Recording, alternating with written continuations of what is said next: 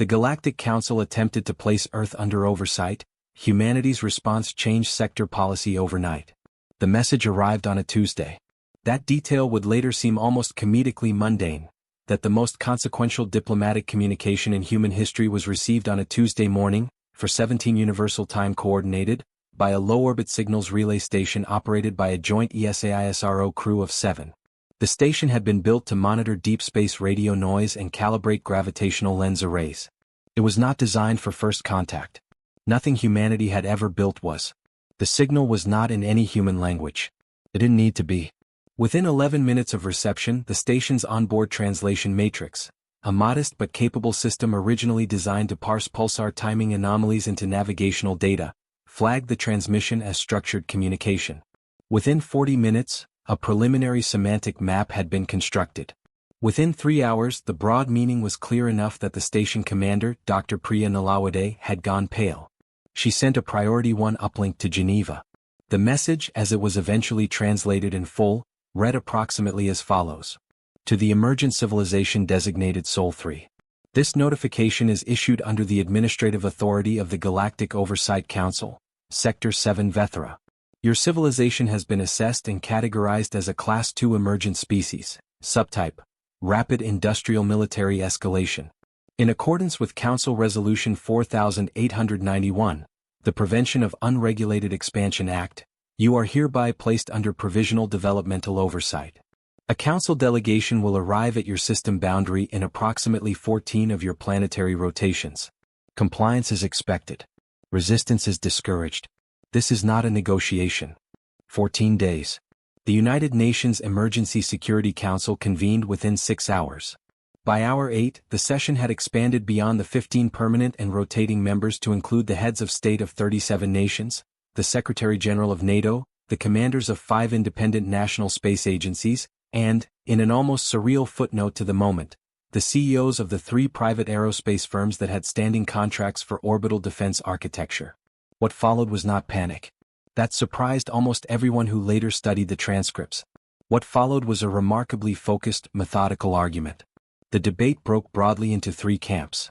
The first, represented most vocally by several mid-tier nuclear powers and a bloc of smaller nations, argued for a posture of immediate and visible compliance. The Council's message implied vastly superior technology. Resistance was not only futile, it was suicidal.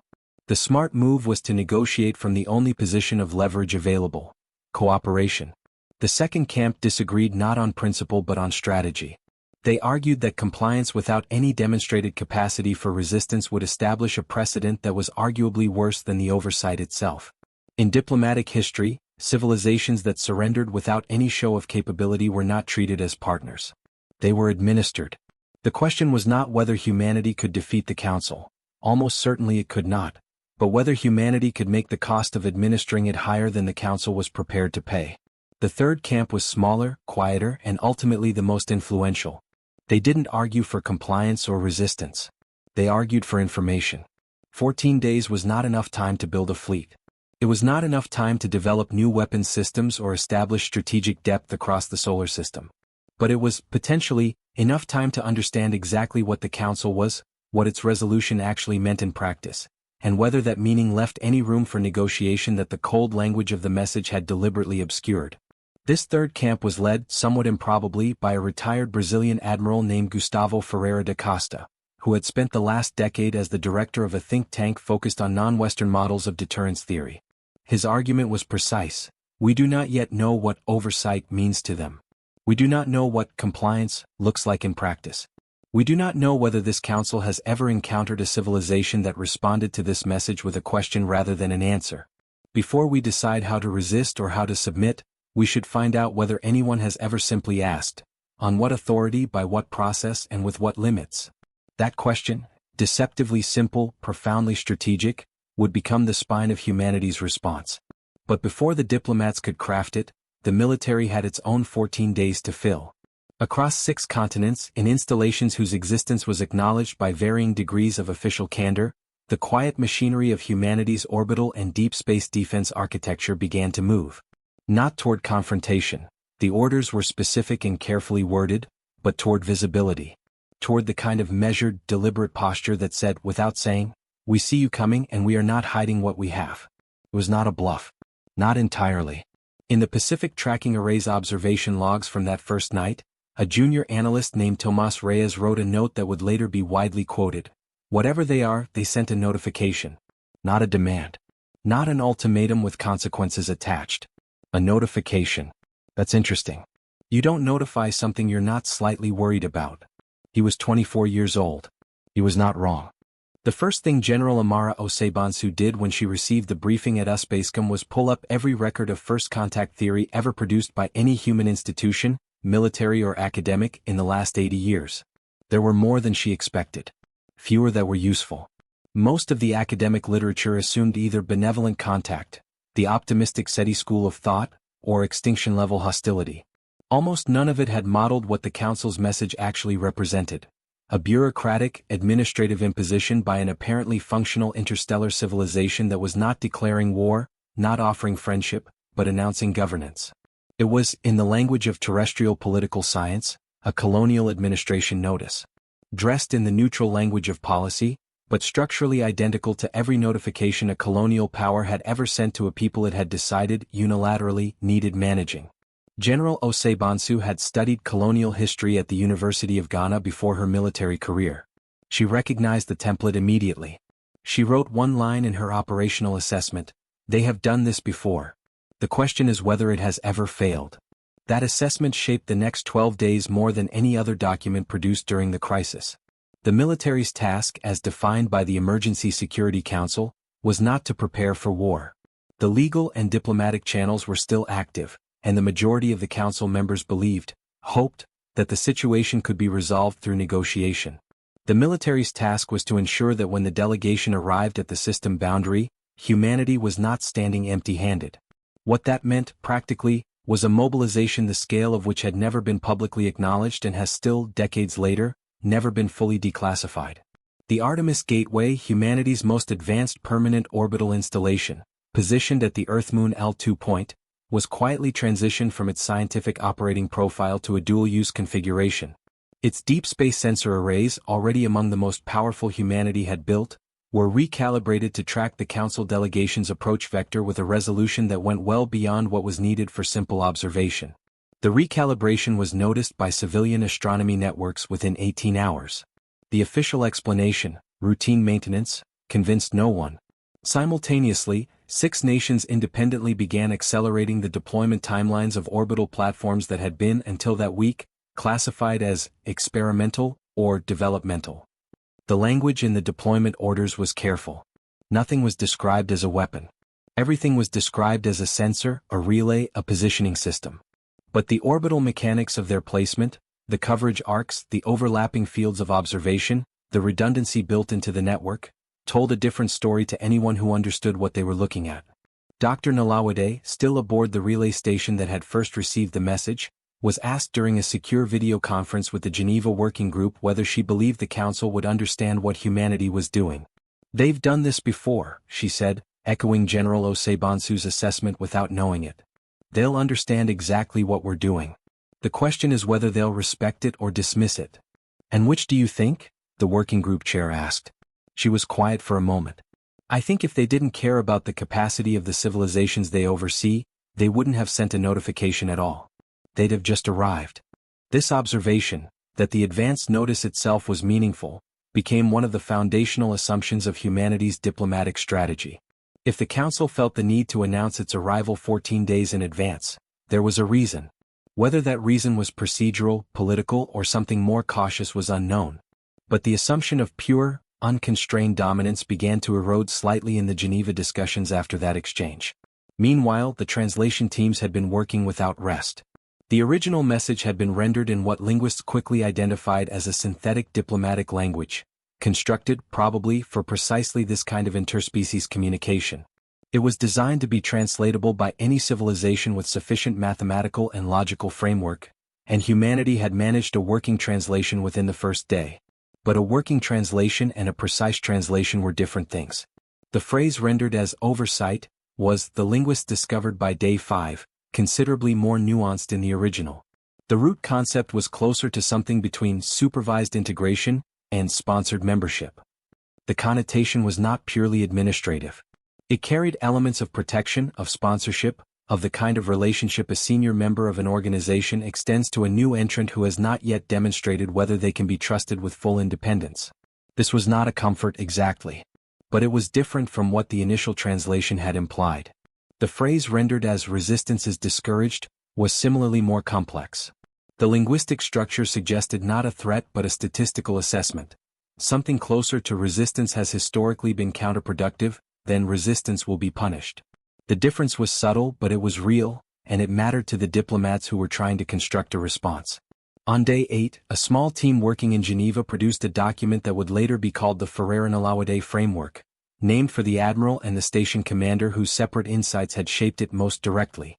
The framework proposed that humanity's response should accomplish 3 things simultaneously. First, it should demonstrate awareness. Humanity had received the message, understood its implications, and was not operating from ignorance or fear. Second, it should demonstrate capacity. Not military supremacy, that was not achievable and claiming it would be transparently false. But the capacity to be a costly, complicated problem rather than a simple, passive one. Third, and most critically, it should ask a question.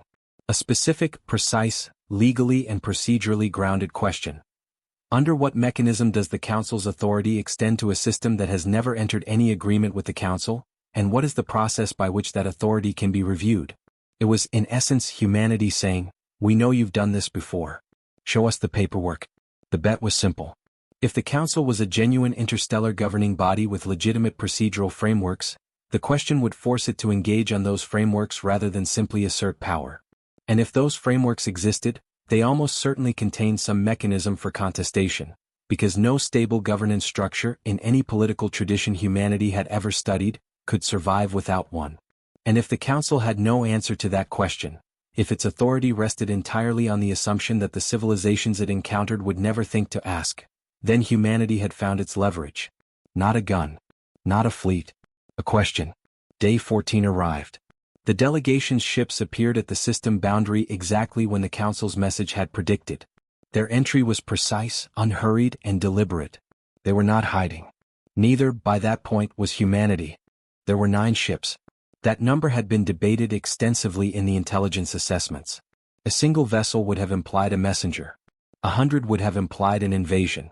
9 suggested something calibrated, enough to be unambiguous, not so many as to foreclose negotiation. The analysts who had spent the previous 2 weeks modeling Council behavior noted this carefully. Humanity had sent 4. 2 were military vessels in the technical sense, though the term required qualification. The ECS Resolute and the ECS Meridian were not warships by the standards of any terrestrial navy. They were patrol and interdiction platforms, designed for the enforcement of the UN's Outer Space Treaty and for emergency response operations in the Earth-Moon-Mars corridor. They had no weapons capable of threatening an interstellar civilization. Everyone knew this. The point was not capability. The point was category. They were uniformed, flagged vessels operated by commissioned officers under international law. Their presence said, "This is a sovereign encounter, conducted under legal authority, with consequences for misconduct on both sides." The other 2 vessels were scientific and diplomatic. The Horizon 4 carried the primary contact team, 12 individuals representing a deliberate cross-section of human civilization, selected over 8 days of intense debate. The team included 2 linguists, a physicist, an international law specialist, a xenobiologist, an anthropologist, a former head of state, a military officer, and, in a decision that generated considerable controversy at the time, a philosopher of governance whose work on non-hierarchical institutional design had made her a minor figure in academic circles and was now, suddenly, among the most relevant bodies of thought on Earth. Her name was Dr. Elif Sahin, and she had been given 4 days' notice that she would be among the first humans to speak to an alien civilization. She had spent those 4 days reading everything the translation teams had produced and writing 30 pages of notes that she described to colleagues as trying to figure out what kind of organization would write that message. Her conclusion, shared with the contact team the night before rendezvous: "This isn't an empire. Empires don't send notifications. This is a bureaucracy. Possibly a very old, very powerful bureaucracy that has forgotten there's a difference between bureaucratic authority and actual authority. Our job is to remind them politely that the difference exists." The rendezvous point was $0 Australian dollars and 30 cents beyond Mars orbit, chosen by mutual, if asymmetric, agreement. The Council delegation had acknowledged humanity's countermessage with a brief, formal confirmation that the meeting parameters were acceptable. That acknowledgement had itself been significant. The Council had not simply arrived at Earth's doorstep. It had accepted the proposed venue. The first direct communication between species was not dramatic. It was procedural. The Council's delegation opened with a formal restatement of Resolution 4891 and a request for humanity's designated compliance officer to identify themselves. The translation, rendered in real time by a system that had improved dramatically over 14 days of intensive calibration, was clear. Dr. Sahin responded. She did not identify herself as a compliance officer. She identified herself as humanity's designated dialogue representative, under the authority of the United Nations Emergency Security Council. The distinction was precise and intentional. There was a pause of approximately 4 minutes before the Council delegation responded. Later analysis would suggest this pause was longer than typical processing time and shorter than typical deliberation time. Something in the middle. The Council's representative, designated in their communications as a Senior Integration Coordinator, a title that reinforced rather than undermined Dr. Sahin's bureaucracy hypothesis, acknowledged the identification and proceeded to outline the practical terms of provisional developmental oversight. These included limitations on interstellar travel beyond the heliosphere, mandatory reporting of certain categories of research and development, and the assignment of a Council observer presence within the Sol system. Dr. Sahin listened to the full outline. Then she asked the question. The Ferrer-Alawade question.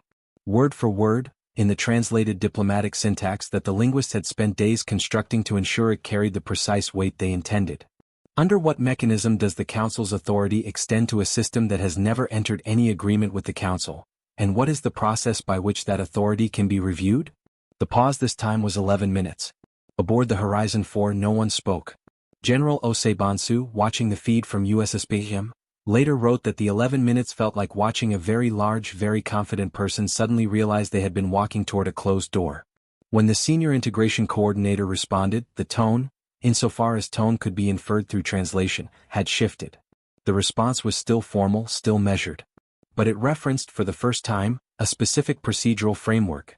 The Council's own Charter of Jurisdictional Reach, Article 7, which governed the application of oversight to civilizations that had not petitioned for Council membership and had not been assessed under the full evidentiary process of the Expansion Review Board. The coordinator framed this reference as clarification. But what it actually was, as every lawyer on the contact team recognized immediately, was an admission that a procedural framework existed, which meant the question of whether that framework had been followed was now formally on the table. Dr. Sahin's follow-up was immediate. We would like to understand whether the Expansion Review Board process was completed prior to the issuance of this oversight designation, and if so, to receive the evidentiary record. Another pause. 8 minutes. The coordinator confirmed that the board process had been initiated but acknowledged, with careful diplomatic phrasing, that it had not been completed prior to notification. The contact team's law specialist, a former International Court of Justice judge named Aditi Verma, wrote one word in her notes: procedural. The entire case for contesting the oversight designation had just been handed to them by the Council itself. The Expansion Review Board, as the contact team's researchers would spend the next 72 hours establishing, was not a minor procedural formality. It was, according to the Council's own foundational charter, the cornerstone of legitimate oversight jurisdiction. Established in the wake of what the Council's records described obliquely as the Vethran integration crisis, an event that appeared to have occurred approximately 600 years prior and was referenced with the kind of careful understatement that suggested it had been catastrophic. The board existed specifically to prevent the application of oversight designations based on incomplete or ideologically biased assessments.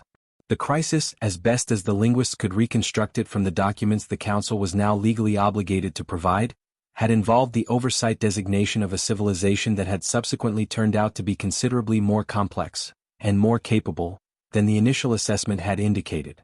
The resulting conflict had lasted decades and cost both sides enormously.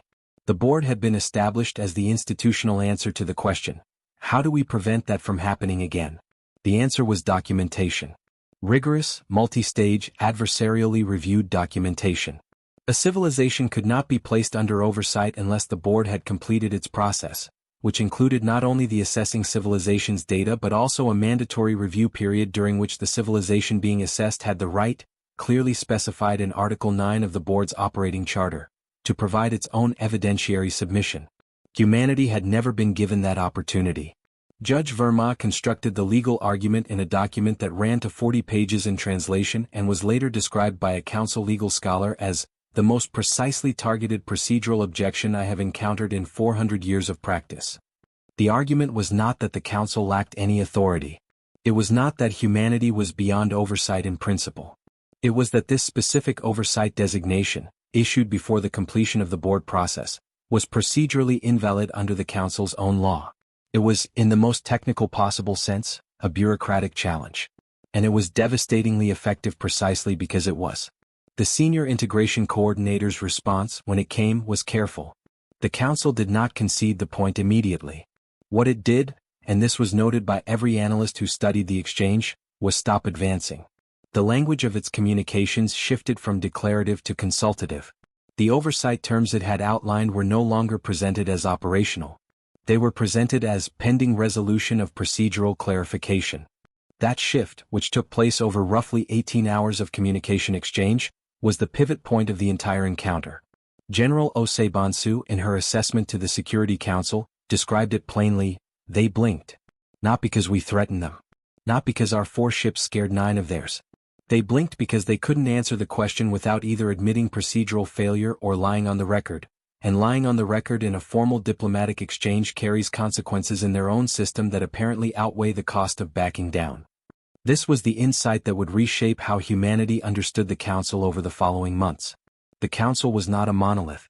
It was a governance structure, which meant it had internal politics, institutional interests, competing factions, and, critically, legal accountability mechanisms that its own members were subject to. The senior integration coordinator was not an autonomous agent of an omnipotent empire. They were an official whose career and institutional standing could be affected by how this encounter resolved.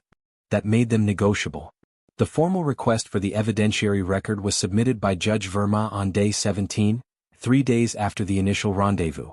Under the Council's own charter, a civilization that had invoked Article 7 procedural review had the right to examine the record. The Council had no legal basis to refuse. What the record revealed was more complicated than anyone had expected. The assessment that had triggered the oversight designation was not fabricated. It was not malicious. It was, as far as the contact team's scientists could determine, a genuine evaluation of humanity's development trajectory based on data collected over approximately 2 decades of observation. And the conclusions it had reached, that humanity represented a rapidly escalating military-industrial civilization with limited observable governance stability and significant potential for expansionist behavior, were not absurd on their face. They were, arguably, a reasonable reading of certain data sets. The problem was what the assessment had not included.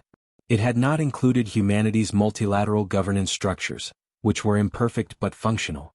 It had not included the extensive body of international law governing space activities, which was more developed than the Council had apparently assumed. It had not included the sociological and philosophical diversity of human civilization, the fact that humanity was not a single political entity with a single set of intentions but a species of 8 billion individuals organized into hundreds of distinct political, cultural, and ethical frameworks. And it had not included humanity's own internal debates about expansion, oversight, and the responsibilities that came with interstellar capability, debates that had been ongoing in academic and policy circles for decades and that demonstrated, the contact team argued, a civilization already grappling seriously with the exact questions the Council claimed humanity was too immature to consider. Dr. Sahin put it most directly in a communication that was later reprinted widely: "The record you built was of our capability. It was not of our character. These are not the same thing, and an oversight framework that cannot distinguish between them is not protecting the sector. It is administering it."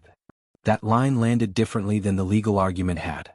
The legal argument had created a procedural stalemate. Dr. Sahin's challenge created something else, a substantive question that the Council's own internal discourse, it would later emerge, had been wrestling with for centuries. The question of whether capability and character were the same thing, whether a civilization's military or industrial power was a sufficient basis for oversight without evidence of actual harmful intent, was not new to the Council. It was, apparently, one of the oldest and most contentious debates in their institutional history. Humanity had just walked into that debate without knowing it existed. And in doing so, had accidentally aligned itself with the Council's own internal reform faction. A group of member species that had been arguing for exactly this kind of evidentiary standard for longer than human civilization had existed. The encounter was no longer a confrontation. It was becoming a precedent. The Council was not unanimous. This was the single most important thing the contact team learned in the weeks following the procedural challenge, and it was something that none of humanity's pre-contact modeling had seriously accounted for. The assumption, understandable given the confident, unitary voice of the original message, had been that the Council spoke with a single institutional will. That it was in essence a monolith. It was not. The first indication came indirectly, through a channel that had not been established for diplomatic purposes. One of the Council delegation's smaller vessels made contact with the Horizon 4 outside the formal communication protocol, a technical irregularity that the contact team flagged immediately and that the Council's senior integration coordinator, when asked about it, did not deny and did not explain. The contact was brief. The species that had initiated it, identified in Council records as the Vetheri, one of the founding member civilizations, made no political statement. What they provided was a reference, a specific document number in the Council's public archive. An archive that, under Council information law, was accessible to any formally recognized contact delegation. Humanity now qualified.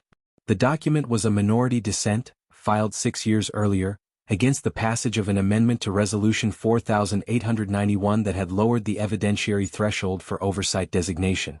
The dissent had been filed by a block of 11 member species and had been unsuccessful. But it had been formally entered into the record, which meant it existed, and it articulated, with the precision of entities that had spent centuries inside this institutional framework, exactly the argument that the contact team had been making from outside it.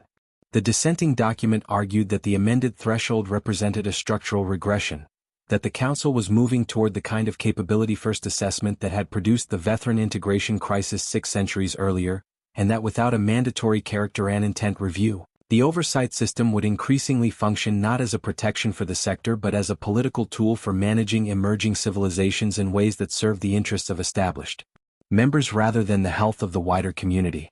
It was, in other words, an argument that some members of the Council had already made the case that humanity was now making from outside, and had lost. The contact team spent 2 days analyzing the implications. The conclusion was careful but clear. Humanity's procedural challenge had arrived at a moment when the Council's internal politics were already unstable on exactly this question. The oversight designation of Sol 3 had not been an isolated administrative act. It had been, probably without the assigning officials fully realizing it, a test case, one that had now become publicly contested in a way that gave the dissenting bloc new procedural leverage. General Osebansu articulated the strategic reality plainly in a closed Security Council session. We are not fighting the Council. We are participating in a political debate the Council is already having with itself. Our job is to be a credible participant in that debate, not a disruption to it. This recalibration, from adversary to participant, reshaped the contact team's approach for the next phase of the encounter. Dr. Sahin requested, through formal channels, the opportunity to address the Council's full membership rather than only the delegation. This was an unusual request. No record existed of a non-member civilization making such a request during a first contact procedure. The Council's rules did not explicitly permit it. They also did not explicitly prohibit it. The senior integration coordinator sat on the request for 6 days. What happened during those 6 days was, as best as later analysis could reconstruct, a significant internal debate. The dissenting bloc supported the request. The faction that had backed the amended threshold opposed it, on the grounds that allowing a non-member to address the full Council would set a precedent that fundamentally altered the power dynamic of all future oversight procedures. They were right. That was the point. The permission was granted on a provisional basis. Humanity could submit a formal address to be reviewed by Council members, with responses delivered through designated channels. It was not an open floor. But it was access, and access was what mattered. The address took 7 days to write. It involved every member of the contact team, the Geneva Working Group, and, in a step that was kept quiet at the time, a selection of open letters and philosophical texts that had been produced by human thinkers over the previous 3 centuries, translated and appended as supplementary material. The core argument was structured in 3 parts. The first part addressed the procedural question directly and without concession. The designation had been issued before the completion of the board process, and that procedural failure was a matter of record. This was not an accusation of bad faith. It was a statement of fact with legal implications that the council itself had established. The second part addressed the substantive question, that capability alone was not a sufficient basis for oversight, and that humanity's submission to the evidentiary process, not as a condition of freedom, but as a demonstration of good faith, should be on terms that included the full-scope character and intent review that the original board process required. The third part was the one that generated the most discussion, both on the contact team and later within the council. It addressed not humanity's specific situation but the structural question the dissenting bloc had been raising for years. What kind of sector did the council want to govern? One in which emerging civilizations were managed as potential threats until proven otherwise? Or one in which they were engaged as potential partners, with the uncertainty that came with partnership acknowledged rather than eliminated through administrative control? It ended with a sentence that Dr. Sahin had written and rewritten 11 times before settling on the final version. We are not asking to be trusted without evidence. We are asking for the process by which trust is built to be the same one that your own charter promises, not because we are owed it, but because you are bound by it, and the value of that binding is only as real as your willingness to honor it when it is inconvenient. The council's response took 19 days. The response was not a capitulation. Anyone expecting that misunderstood what had happened. The council did not apologize. It did not withdraw the oversight designation in a way that implied the designation had been wrong in principle. It did not declare humanity exempt from the frameworks that applied to other emerging civilizations. What it did was more precise and ultimately more durable than any of those things. It convened a formal review. Under Article 11 of the Council's Charter, a provision that had been used only twice in the Council's recorded history, the Expansion Review Board was tasked with conducting a full retroactive evidentiary process for the Sol 3 designation. The designation was suspended during this review. The practical effect was that the oversight terms outlined by the Senior Integration Coordinator were placed on indefinite hold. More significantly, the review was structured in a way that incorporated the character and intent assessment framework that the dissenting bloc had been advocating, meaning that for the first time in council practice since the amendment to Resolution 4891, a full-scope review would be conducted rather than the abbreviated capability threshold process that had become standard. The contact team understood immediately that this was not just about humanity. The review's structural parameters would establish precedent. Every oversight designation issued under the amended threshold, and there had been several dozen in the preceding 6 years, was now implicitly vulnerable to the same procedural challenge. The Council had not merely agreed to reconsider humanity's case. It had agreed, by the logic of institutional precedent, to reconsider the framework itself. The dissenting bloc had waited 6 years for exactly this outcome. That the catalyst had been a species that had learned of the Council's existence 14 days before sending a question into the dark. That humanity had, without knowing the internal history, walked directly into the fault line and applied exactly the right kind of pressure at exactly the right moment, was something that would be discussed in Council historiography for a very long time. Admiral Ferreira da Costa, who had been part of the Geneva Working Group throughout the crisis and who had watched the Council's response come in from a secure facility outside Brasilia, said nothing for a long moment. Then he said quietly to the colleague sitting next to him, "They were ready for a fight. They were ready for submission. I don't think they were ready for a filing." Back on Earth, the public response was complex. The immediate crisis had passed, and the oversight designation was suspended, which was broadly understood as a positive outcome. But the details of the Council's response, the formal review, the suspended designation, the 19-day deliberation, were not the kind of material that lent itself to simple headlines. The story was procedural and institutional, and explaining its significance required context that most of the public did not yet have. Some media framed it as a victory. Others noted, more cautiously, that the designation had been suspended, not withdrawn, that the review could still result in an oversight arrangement, just one conducted under fairer terms. A smaller number of analysts argued that the most important outcome was not what had been decided about humanity but what had been decided about the process, and that this distinction mattered enormously. General Osebansu's classified assessment was probably the most balanced. We did not defeat the Council. We did not outgun them. We did not impress them into submission with our military capacity. What we did was demonstrate, under pressure, that we could engage with a governance framework more complex and more ancient than anything in our experience, and that we could do it without lying, without threatening, and without abandoning the foundational principle that authority requires justification. That is not a small thing. That is, in fact, almost exactly the thing the dissenting bloc has been arguing for centuries that the Council should require of itself. The contact team returned to Earth on day 41. Their arrival was not a parade. Most of them returned to their universities, their offices, their research positions. Dr. Sahin went back to Istanbul. Judge Verma returned to The Hague. The formal board review would take, as best as the Council's liaison to the contact team could estimate, between 8 months and 2 years. During that time, a small permanent diplomatic mission would be established at the system boundary, staffed by representatives from both sides. The first human diplomat to take up permanent residence at the boundary station was a 31-year-old career diplomat from Lagos named Adiz Okonkwo, who had been studying xenolinguistics as a secondary specialization for the last 5 years without knowing whether it would ever have a practical application. She packed 4 crates of books, a set of acoustic instruments she had been playing since childhood, and a small photograph of her family. The Council's liaison officer who greeted her at the boundary station was a Vethari diplomat, a member of the species that had quietly sent the document reference that had helped shift the internal balance. Their first conversation lasted 6 hours and covered, among other things, the comparative history of governance reform in both their civilizations. It was, in the most literal possible sense, a first contact. Not the dramatic one. The consequential one. The Expansion Review Board completed its assessment of the Sol 3 designation 14 months later. The findings ran to several thousand pages in their original form, and the diplomatic mission spent 3 weeks working through the translation with the Council's liaison team.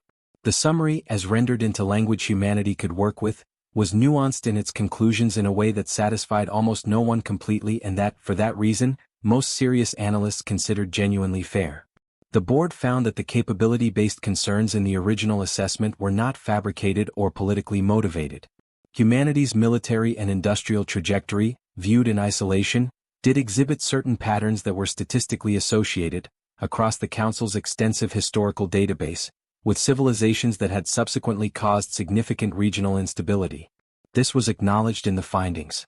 It was not dismissed. The board also found that the original assessment had materially failed to account for the character and intent dimensions of human civilization. The submission provided by the contact team, augmented by the supplementary material, the philosophical texts, the record of internal human governance debates, and the detailed documentation of international legal frameworks, demonstrated a level of institutional self-reflection and ethical complexity that the abbreviated assessment process had been structurally incapable of capturing. The board's conclusion was that the Oversight designation, as originally issued, could not be sustained under the full evidentiary standard. The designation was formally withdrawn. It was also the board's conclusion, and this section of the findings would be referenced in Council discussions for decades, that the Sol 3 review had exposed a systematic deficiency in the post-amendment assessment process, a deficiency that the dissenting bloc had correctly identified and that the full membership was now formally obligated to address. The board recommended the suspension of all oversight designations issued under the amended threshold pending individual review under the full-scope standard. 23 civilizations were affected. The political consequences within the Council were significant and took years to fully resolve. The faction that had backed the amended threshold lost considerable institutional standing.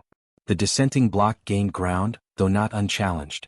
The senior integration coordinator who had led the Sol 3 delegation retired from active diplomatic service within a year. The circumstances were not publicly discussed, but the timing was noted. The Vethari civilization, whose quiet document reference had helped shift the internal balance at a critical moment, did not publicly claim credit for that intervention. They did not need to. The contact team knew. The Council knew. The history knew. What humanity did with the outcome was, in some ways, more interesting than the outcome itself. The diplomatic mission at the boundary station became permanent. Over the following years it expanded from a 2-person posting to a facility with a staff of 60, representing not just Earth but the broader human presence in the inner solar system. The mission's mandate evolved. It was not simply to manage the relationship with the Council but to develop, over time, a genuine working knowledge of the Council's institutional framework and to begin the long process of determining what, if anything, formal engagement with that framework might look like. The word membership was never used officially in the first decade. It appeared in academic papers and in diplomatic cables marked at various levels of classification. It was discussed in the Geneva Working Group's successor body, which had transitioned from an emergency council to a standing committee. It was discussed by the Vetheri liaison and by Adiz Okonkwo over the long conversations that had become a regular feature of Boundary Station life. The question was not whether humanity would eventually engage more formally with the Council. Given the realities of an inhabited galaxy with functioning governance structures, some form of engagement was probably inevitable. The question was what kind of engagement it would be, on what terms, and on whose authority. That question, how do you enter a relationship with a vastly older, vastly more powerful institution without either becoming subordinate to it or being isolated from it, was not a new question in human history. It was, in various forms, one of the oldest. How do smaller, newer, less powerful entities engage with established systems of power in ways that protect their autonomy while benefiting from the relationship? The answers humanity had developed to that question over its long history of unequal international relations were, it turned out, among the most practically useful things the contact team had brought to the Boundary Station. Not the weapons. Not the orbital platforms. The centuries of accumulated institutional thinking about how to negotiate from positions of structural disadvantage without either surrendering or burning the table. General Osebansu, in the memoir she published 7 years after the crisis, wrote about this at length. The passage that was most widely quoted read, "We spent the first days of those 14 thinking about what we could build, what we could deploy, what we could threaten. All of that mattered. It established that we were not passive. But in the end, what moved the needle was not hardware. It was that we had thought carefully over a very long time about what fair governance looks like, and that when faced with governance that wasn't fair we could say so in terms the other side couldn't easily dismiss.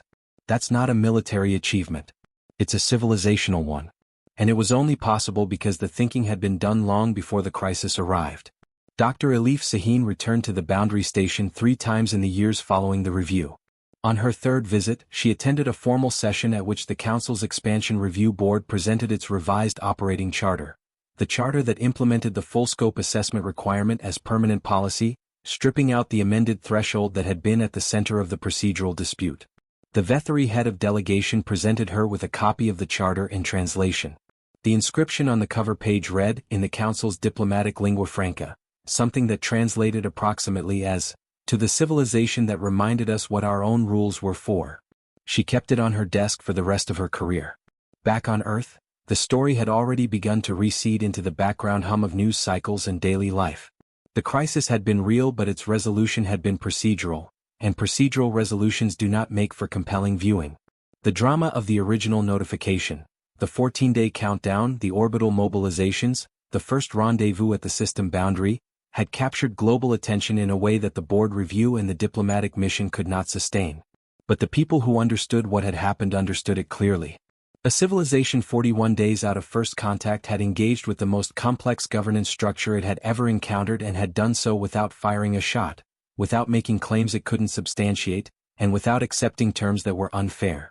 It had asked a question that the other side couldn't answer without facing its own institutional contradictions. And in doing so, it had changed, not just for itself but for 24 other civilizations it had never met and would not meet for years, the procedural standard by which an ancient bureaucracy exercised power. That was not a military victory. It was not a diplomatic victory in the conventional sense. It was something older and, arguably, more durable. A demonstration that a civilization's most valuable asset in any encounter with power is not the force it can bring to bear, but the clarity with which it can articulate what is and is not legitimate, and the credibility to make that articulation stick. Tomas Reyes, the junior analyst who had written the note about the notification on the first night of the crisis, now 7 years older and working in a senior capacity at the Boundary Station's intelligence division, kept a copy of that original note framed on his office wall. He had added a second line beneath it, written in the same casual style as the first. They'd done it 100 times. They'd never had anyone ask for the receipt.